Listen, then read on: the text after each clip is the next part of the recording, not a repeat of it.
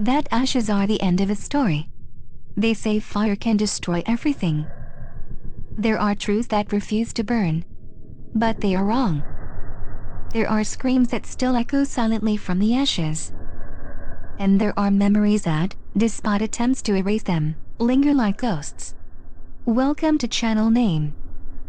We are the ones who listen to the stories they try to bury, seek the evidence they try to burn, and the fight for truth. Because justice cannot be turned to gold, has only just begun. To millions, Yu Mang Long was a radiant star whose sudden death was a national tragedy. The official narrative was swift and somber, a shocking collapse, a frantic rush to the hospital, and a declaration of cardiac arrest brought on by severe trauma. For a public grieving a beloved actor, the story, while devastating, was contained. It was a brutal, tragic, but seemingly closed chapter.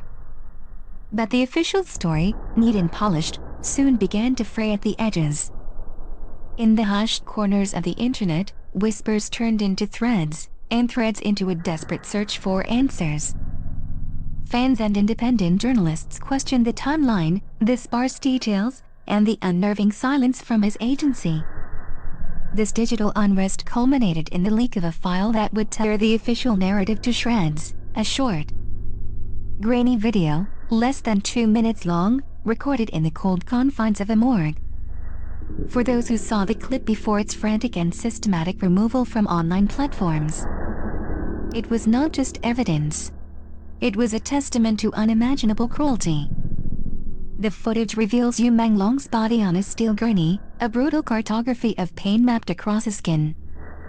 Deep, sprawling bruises cover his chest and torso, suggesting fractured ribs beneath. Raw ligature marks circle his wrists and ankles, evidence of prolonged restraint.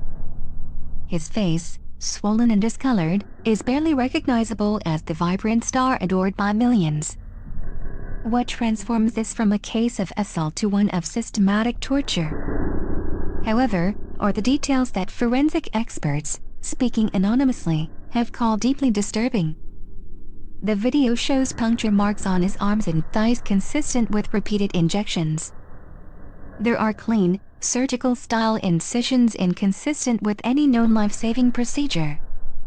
Most chillingly, discoloration and pitachi around his neck suggest not a quick struggle, but prolonged asphyxiation. These were not injuries from a single, tragic accident. They tell a story of pain inflicted methodically over days, perhaps weeks, long before his final collapse. Yet, what has transformed public suspicion into near certainty of a cover-up is not merely what was done to his body, but what was done with it immediately after. Official records, confirmed by sources within the municipality, show that Yu Mang Long was cremated in under 48 hours of his arrival at the morgue, an almost unprecedented speed for a high-profile death still under active investigation. A rapid cremation in a case like this is the single largest red flag in forensic investigation. One retired forensic pathologist stated on condition of anonymity, "It effectively destroys the primary evidence field.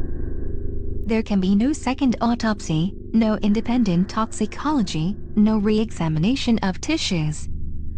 It is, for all intents and purposes, the destruction of the body of evidence itself." The question then becomes, who authorized such a swift and final act? Suspicions immediately fell on his manager, Chen Ling, who was already implicated in earlier reports of abuse. But sources suggest the pressure came from far higher up. There are reports that the cremation order bypassed normal bureaucratic channels entirely, signed off under emergency provisions typically reserved for public health crises like contagious disease outbreaks. The implication is unmistakable: someone with immense influence wanted the body gone, and fast. A cover-up of the speed and efficiency requires more than one participant. It requires a network of complicity. Inside the hospital, a wall of silence has descended. Nurses who were on duty that night refused to speak to the press, with whispers of termination threats for anyone who breaks rank. One junior doctor allegedly confided to a friend that the official autopsy report, the one used to justify the cremation, did not match what he had seen with his own eyes. "They wrote it as trauma," he reportedly said, "but what I saw was torment." He has not spoken publicly since. The silence extends to the entertainment industry that built his career. Directors who once praised his talent now decline to comment. Co-stars have quietly deleted old photos with him from their social media feeds.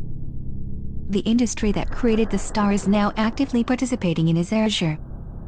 As the digital ghost of the Morgue clip spread through encrypted channels, a powerful and invisible hand moves to exorcise it. Links are broken, accounts suspended, and entire discussion forums vanish over and with it. They succeeded in destroying the physical evidence, but they failed to destroy the digital truth. In their attempt to silence him by fire, they have instead ignited a firestorm of public outrage that refuses to be extinguished. The horrifying secret is no longer just what was done to him, but the ruthless machinery determined to ensure the world never knew. He was silenced, erased, and burned. Yu Mang Long did not simply die. And the fight for his memory has only just begun.